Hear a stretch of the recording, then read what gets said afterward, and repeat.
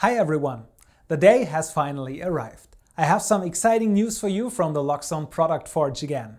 Today I'm going to spill the details on the new power supply and backup, so get ready!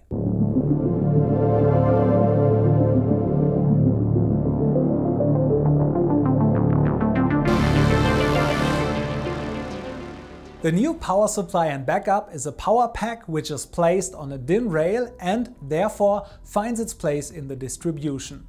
The power pack has 18 modules and has 7 24-volt DC outputs, each of which delivers up to 10A. Overall, the power supply delivers up to 40A, even up to 60A for a brief time to absorb peaks easily. So the new power supply and backup is perfect for supplying all Loxone products in a building, that is, the mini servers, extensions, peripheral devices such as the touch, presence detectors as well as LED spots, LED strips and audio products with the necessary operating voltage. All 7 outlets are each secured with a replaceable fuse.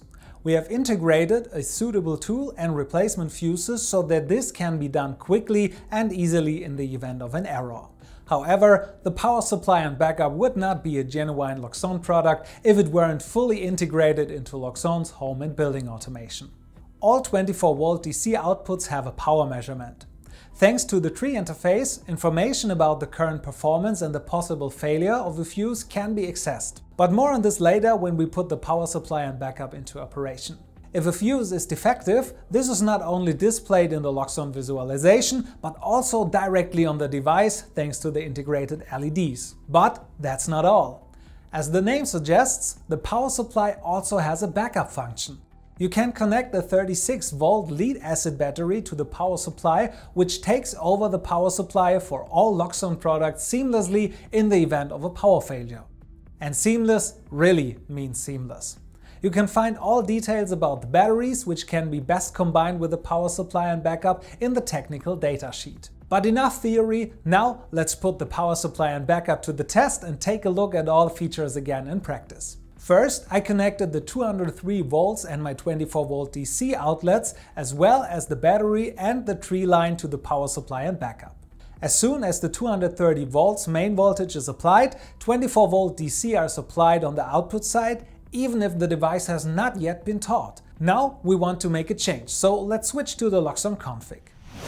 As usual, let's start with a tree search, assign the correct designations and insert the device. After we have saved into the mini server, the power supply and backup is online. The corresponding function log is inserted on the page with a simple drag and drop, which has a visualization in the Loxone app.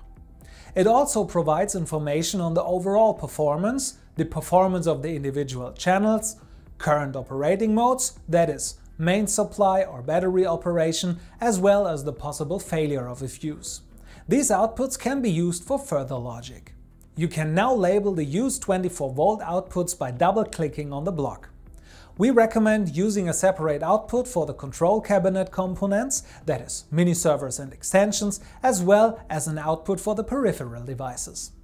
Now I can use the other outputs in my installation for the lighting on the ground floor and upper floor, as well as for the audio server and the respective stereo extensions. If an output is not used, the label field simply remains empty. Now let's take a look at the properties. First, you can increase the output voltage depending on your needs on the secondary side up to 27-volt DC, and you can choose whether you want to use the backup feature. If you are using a battery, you must enter the capacity of the battery here. Then we have to save into the mini server again and look at the associated visualization. In the Loxone app, you can now see the individual consumption of the respective outputs, the type of supply, that means the mains or the battery, and the current charge level of the battery. If the 230-volt mains voltage fails, the system switches seamlessly to emergency power operation and the remaining emergency power supply is displayed. Pro tip: thanks to the freely configurable Loxone config, you can now implement logic, statistics and much more based on the needs of your customers. To maintain the emergency power operation as long as possible, I can activate an operating mode when switching to battery operation, which causes the maximum brightness of only 20% to be activated when lighting is required. Our new power supply and backup function block reduces the cabling effort enormously. Thanks to the integrated views, there are no costs for fuse clamps. Plus, you always have an overview of the required performance of all Loxone components. The backup function ensures that the entire building, including lighting, audio, peripherals and sensors, remains fully functional even in the event of a power failure. If you liked this video, we would appreciate if you gave us a thumbs up, and if you haven't already subscribed to our YouTube channel, go ahead, because this was just the beginning of our release marathon. We will be back next week with another new Loxone product you don't want to miss. Thank you and see you soon.